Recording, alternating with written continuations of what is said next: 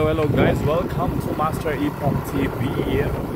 At weekend na naman po ay pupunta sa Divine Mercy Prayer Garden dito po sa Barangay Atate, Palayan City. So papunta na po tayo, may nakamotor.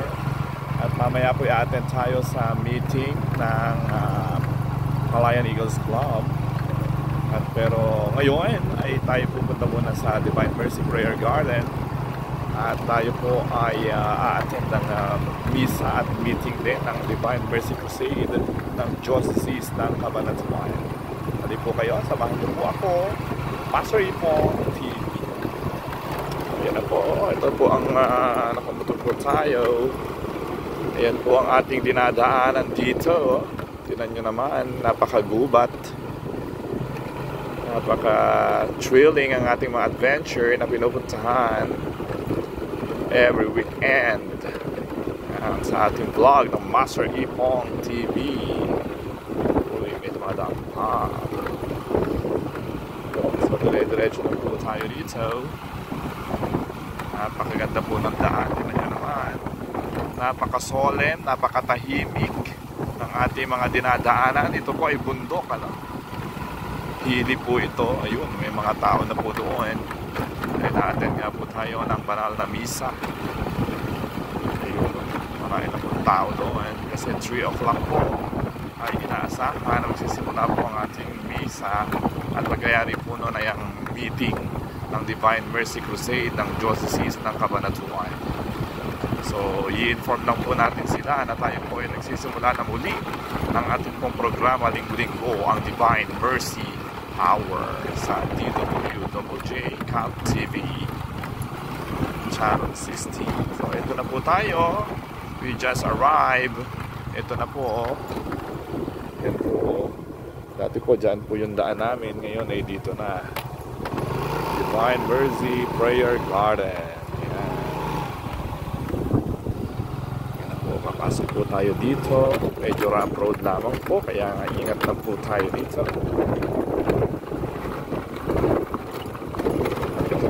Members ng Divine Mercy Crusade. Every third Saturday of the month ay meron po tayong misa at meeting dito po sa Divine Mercy Prayer Garden. Ayan na po.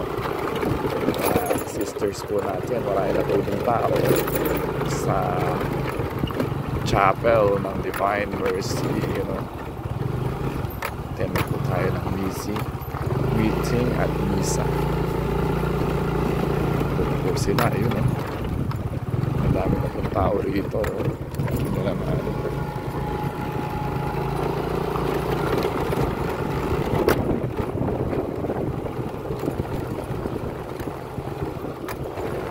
Isa meeting tayo magpa-park.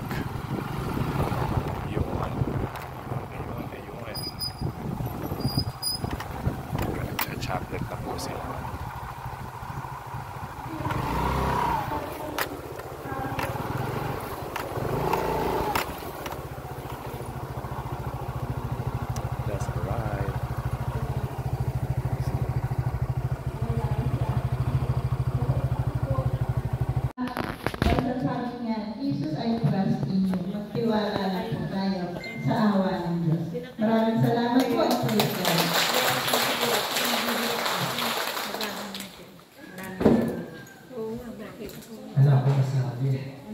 Grabe po yung umaapaw na pagpapala ng Divine Mercy na ating narinig ngayon kung paano gumalaw ang kamay ng Diyos, ang kanyang awa sa Nueva Ecija, kung paano tayong lahat ngayon ay naramdaman niyo po ba siya ngayon? Lahat na nakalampapak sa Divine Mercy. Nakuman po ako, nauutal kasi sobrang sabi ko, parang ang pakiramdam ko ngayon ni Sister Chu, ano po yung senior niya? We are not worthy in the eyes of God, but God always shows His love. Sa Espiritu Santo. Tayo po lahat, pumanan kay Jesus, subalit ang bukal ng buhay ay dumalong para sa mga kaluluwa, at ang karagatan ng awa ay bubugso para sa sanlibutan. O bukal ng buhay, walang hanggang awa ng Diyos. Yakapin mo ang sangkatauhan at ibuhos mong ganap ang iyong sarili para sa aming lahat. O banal na dugo at tubig na dumalang mula sa puso ni Jesus bilang bukal ng awa para sa aming lahat. Ako ay nananalig sa iyo. Banal na Diyos, banal na puspos na kapangyarihan, banal na walang hanggan. Banal na Diyos, banal na puspos na kapangyarihan, banal na walang hanggan. Banal na Diyos, banal na puspos na kapangyarihan, banal na walang hanggan. Amen. O Jesus, Hari ng awa. Dalangin ng awa. Ama namin, sumasalangit ka, sambahin ang ngalan mo, mapasa amin.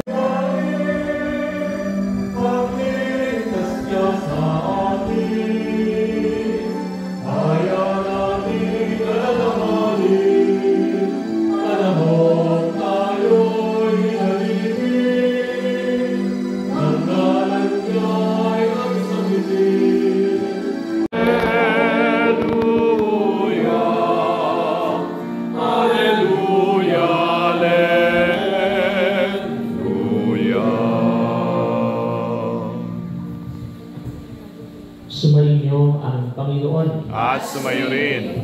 Ang mabuting balita ng Panginoon ayon kay San Marcos. Puri sa iyo, Panginoon. Noong panahong iyon, muling pumunta si Jesus sa baybayin ng lawa ng Galilea. Sinundan siya ng napakaraming tao at sila'y tinuruan niya. Nagpatuloy siya ng paglakad at nakita niya si Levi na anak ni Alfeo, nakaupo sa kaninginan ng buwis. Sinabi sa kanya ni Jesus, "Sumunod ka sa akin."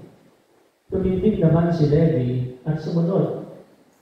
Nang si Jesus at ang kanyang mga alagad ay kumakain sa bahay ni Levi, nakisalo sa kanila ang maraming publikano at mga makasananang sumunod sa kanya.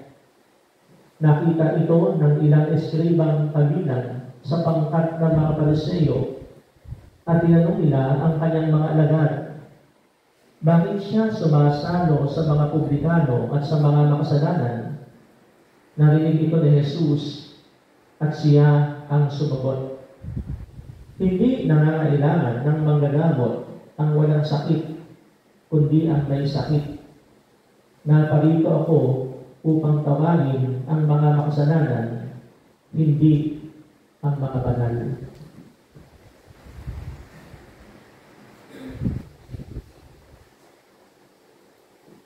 Mga kapatid, ang mabuting balita ng ating Panginoon.